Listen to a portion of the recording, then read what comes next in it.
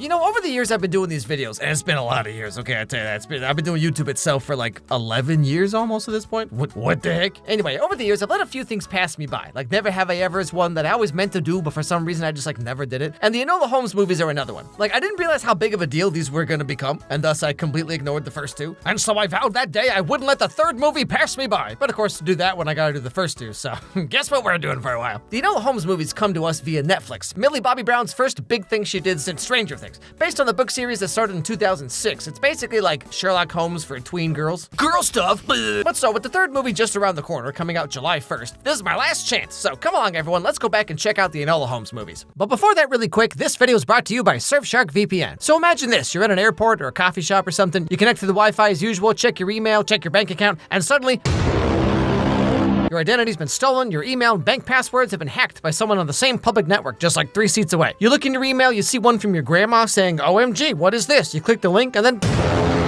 you've been phished. These are everyday occurrences on the internet, but having to set up all the different protection apps and get all the accounts going, like it's really daunting and annoying. And that's why you need Surfshark. Surfshark's VPN. The VPN itself can hide your IP address and encrypt the data going to and from your device, so hackers can't trace it and steal your Club Penguin passwords or whatever. Surfshark also has an email scam checker that checks for viruses, phishing attacks, and all kinds of other attacks that people are trying to do against you. On top of all that, it comes with ad blockers that block online website trackers, so you don't have to worry about like companies stalking your every move, collecting all your data, and then selling it. A VPN is essential for today's world. If you do literally anything online, which would be all of you watching this video right now, and Surfshark is the best of the best. You can even use it on as many devices as you want with just one account. So you buy it once, set it up once, and the whole family's ready to go. Just go to surfshark.com/Meyers or use code Meyers at checkout to get 4 extra months of Surfshark VPN when you sign up. Okay, back to the show.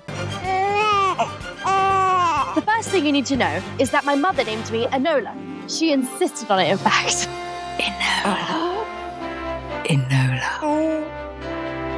I know it's an unusual name. My dude, your brothers are named Sherlock and Mycroft. Enola's like the least weird one. And Enola spelled backwards. Reads, well, alone.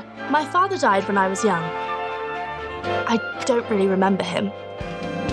And both my brothers left home soon after. I barely remember them either.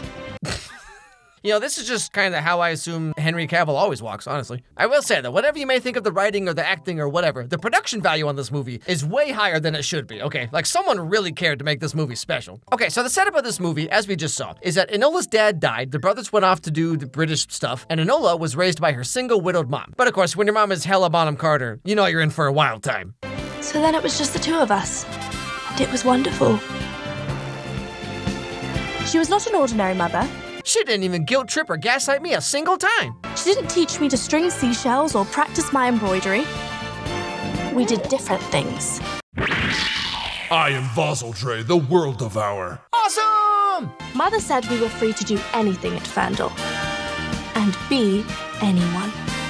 Oh, they're wearing mustaches. Every girl's dream. I mean, girls always love it when you compliment their mustache. Anyway, so yeah, in case you hadn't noticed, Enola is kinda not like other girls. Now, in between all the silly lollygagging, Enola also gets a sense that her mom is maybe hiding some kind of secret, like maybe it's the late night meetings in the dark that Enola isn't allowed to see. I don't know, who can say? But it all comes to a head when one day, Enola's mom just kinda disappears. A week ago, on the July morning of my 16th birthday, I awoke.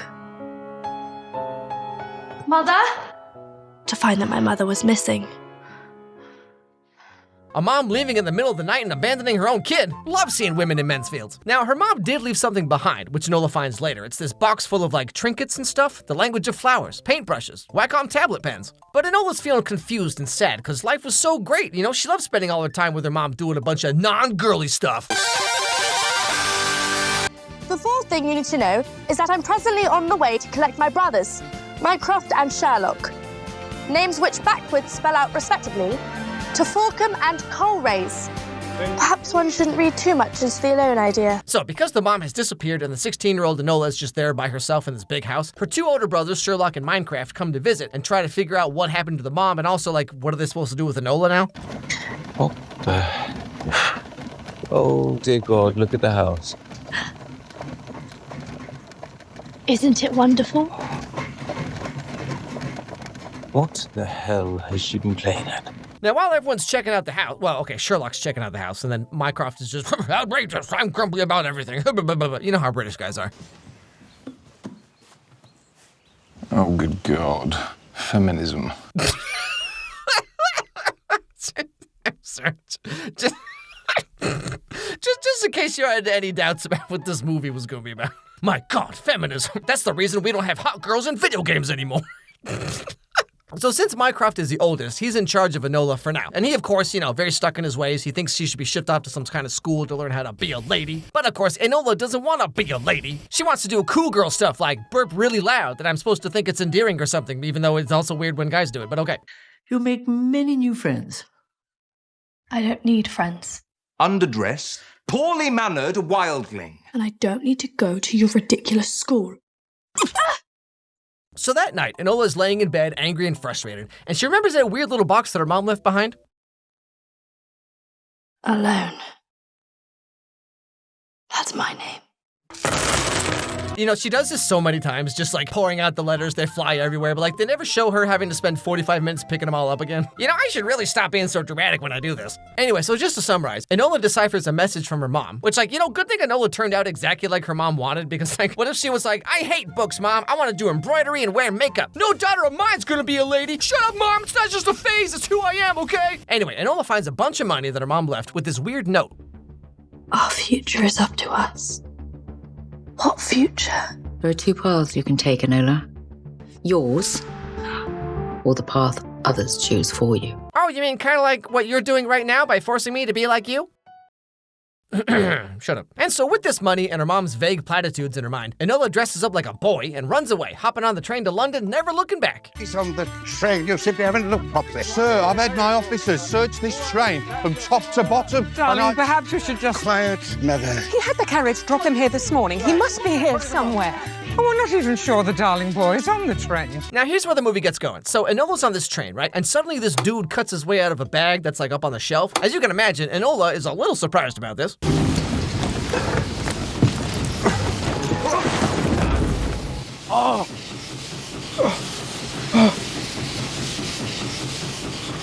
Hello. Aw, man, it's just one of those long-haired, pretty soft boys. Don't fall for his tricks, Enola, or you're gonna have to sit there and listen to a lot of acoustic Coldplay. So this kid is the dude who's on the run that we kind of saw something about earlier, and turns out he's some kind of royalty or something. You're not a boy at all. I might be a boy. Who are you? What are you? I'm Viscount Tewkesbury, the Marquess of Basilweather. Well, that just rolls off the tongue, doesn't it? I'll have you know, I've just undertaken a particularly daring escape. You have not escaped. There is a man in a brown bowler hat currently on this train searching you. And so Enola leaves because whatever that guy's selling, she ain't buying. Until, of course, she sees the guy who's looking for Tewkesbury go into the train car and just start beating him up.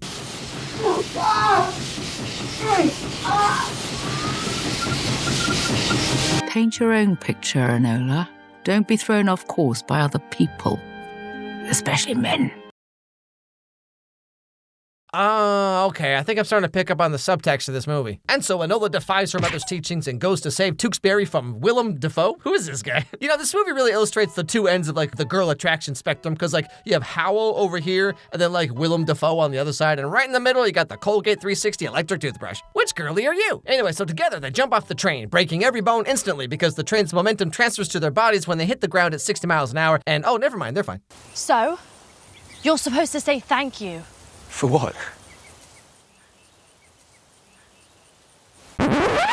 Yeah, that's me. You're probably wondering how I got here. Anyway, so Tewkesbury is like, hey, so you're going to London? Me too. Want to go together? And Enola's like, cringe. And so she cuts his hair to hide his identity, and then they go to London and part ways forever. Now, first things first, Enola needs to blend into society in a way that her brothers would never find her, right? Because remember, she's looking for her mom, but also she's on the run from Mycroft specifically, because he wants to force her to go to finishing school or whatever. And so that means she does indeed have to be a lady. Do you have anywhere I can dress?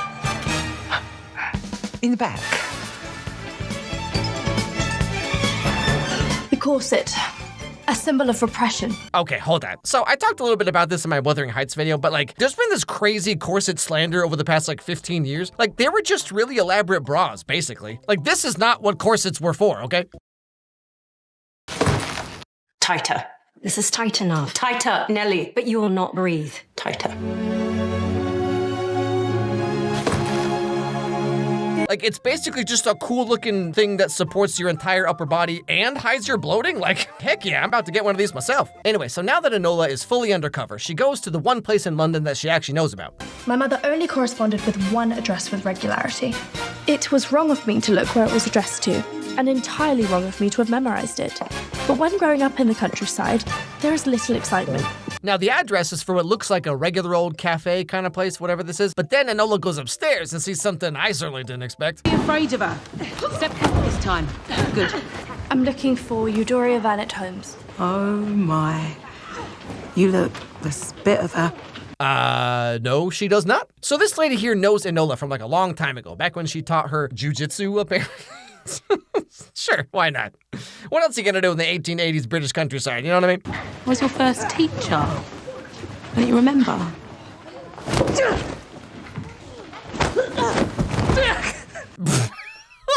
Wait, hold on a gosh darn second here. Okay, I'm sorry, but she made this whole thing a few minutes ago about how, like, corsets are oppressive and restricting, and then she just did a freaking ninja flip?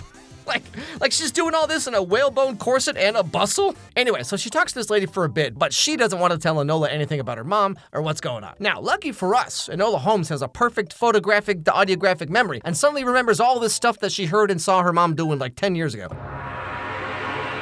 Our choices. The bankmen met. My mother is rather a fan of word games. She made me read every book in Ferndale Hall's library. Every bankmen met. Man, I don't even remember which underwear I wore 2 days ago. Like, I could never fight crime. So after figuring all this out, she runs across town and finds a huge pile of bombs and stuff that her mom was stockpiling. You know, typical Helen Bonham Carter stuff. And then she gets attacked by that Willem Dafoe guy again. Where is the Marquess? Now, who would that be?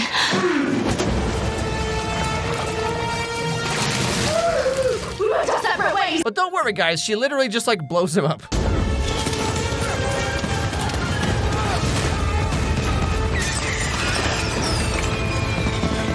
And now half of London's on fire, thousands of people are displaced. Good job, Enola. But so now this dude was attacking her because he remembers seeing her with Tewkesbury. You know, obviously her disguise wasn't that good. And so Enola kind of realizes that she has no real leads on her mom, but that Tewkesbury dude seems to be in some kind of trouble, right? So at the very least, she needs to like make sure he's okay and like warn him, you know? He's just a tall, lanky, soft anime boy after all. So why do I feel responsibility for the Viscount Tewkesbury Marquess of Basilweather? Because there are those that want to hurt him. So she pretends to be a grieving widow who also works for Sherlock Holmes and goes to Tewkesbury's family estate to speak with the family about what they know about where their son might be. But then she gets ushered out like immediately because no one really believes her, not the least of which is this guy who works for Scotland Yard. And he knows Sherlock personally, so he's kind of feeling a little bit sus about this lady detective. His favourite tobacco. Black Shag. Black Shag? Well, that just sounds like a fun Tuesday night. His favourite case. The one before. Favourite board game? Twister. Naked with the boys. It's not gay if it's Twister. But also, like, what, you think Enola over here is just gonna give up like that? I say! I'll pay you £5 to swap clothes with me. Oh, okay, yeah, sure. So she goes to investigate the woods behind the house and finds Tewkesbury's treehouse and starts to piece together, like, where he might have run away to. Oh, you tickle me, Viscount Tewkesbury. You magnificent Marquess of blooming Basilweather. Enola, you've had like one conversation with this dude. Calm down, all right? Let's at least check out his Spotify history first, okay? But so, long story short, she finds Tewkesbury hiding in this flower place, whatever this is, and they head over to her apartment that she's paying for with the money her mom left, and they try to devise some kind of plan. But right that moment, that dude from Scotland Yard shows up, and turns out he's been employed by Mycroft to find Enola, and he finally put it together in his head that like this was her the whole time, right? And so Enola sacrifices herself to let Tewkesbury get away before she gets caught. And so now she's forced to go home and then shipped right off to finishing school, where she has to stay until she can be a proper lady and do lady stuff, like whatever this is. Act, think, be as we tell you, and you'll become acceptable wives and responsible mothers. You know, I've made videos about a lot of movies about, like, girls who are not like other girls, you know? But, like, it's always so funny how apparently every girl feels this way, you know? So who are all these other girls that every girl feels that they're different than? Like, who are we talking about exactly? But, of course, this doesn't last too long before she gets rescued by Tewkesbury, of all people. He has this plan to, like, break Enola out of the clink, you know what I mean? Whatever it is, it's heavy.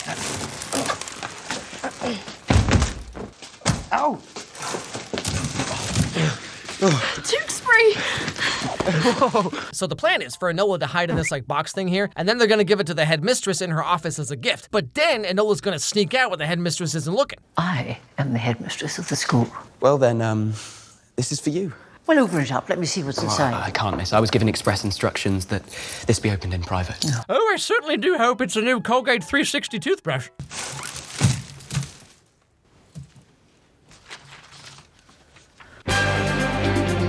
And so now Enola is free thanks to Tewkesbury, but you have to remember that Enola's kind of like tsundere, you know what I mean? Like she doesn't want to admit that she's thankful and she kind of likes this dude. Because, I mean, he probably got cooties or something, you know what I'm saying? Don't look at me like that. I'm sorry. If you don't stop looking at me like that, Viscount Irritation, Marquess of Bothersome Shit. Freaking got him, bro.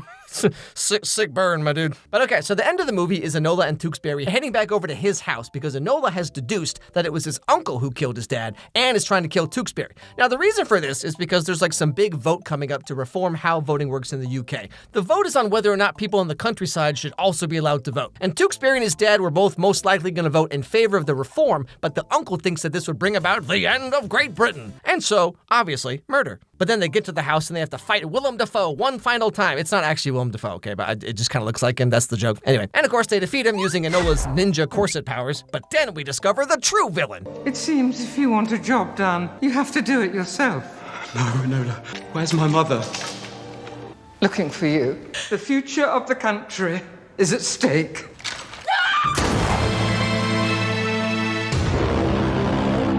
But don't worry, guys. At some point in the 4 seconds he was off screen, Tewkesbury put on this set of armor and the bullets don't hurt him. He's got those like Pretty Little Liars time dilation powers, you know what I mean? And so the grandma is stopped and Tewkesbury is alive. And it was she who was worried about the future of Great Britain. If poor people are allowed to vote, I mean, ew, yuck, am I right? And right at the very, very end, Enola's mom does indeed come back.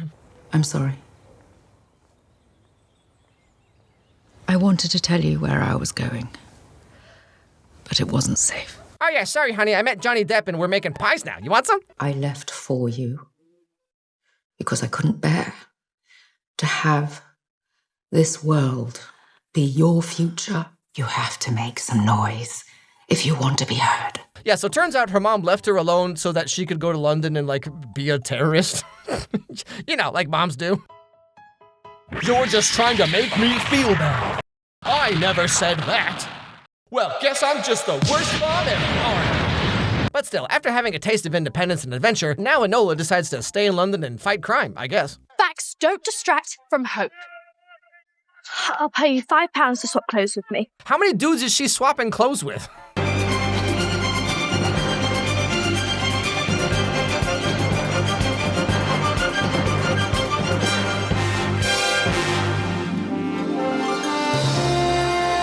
Wait, hold on. She's still wearing the dress. They didn't swap anything. She just took his clothes. This dude's over here selling newspapers naked now. I am a detective. I am a decipherer. My life is my own. And that's the end of the movie. You know, obviously this movie is very silly, okay? But like, I get it. It's Sherlock Holmes for tween girls. You know, her mom is some kind of super genius because she writes words backwards. No one except Sherlock and Enola could ever figure this out. But you know, I can see how much effort was put into it though. It's definitely punching far above its weight class, I'll say that. I think it's a good example of a movie that just, it's exactly what it needs to be. You know what I mean?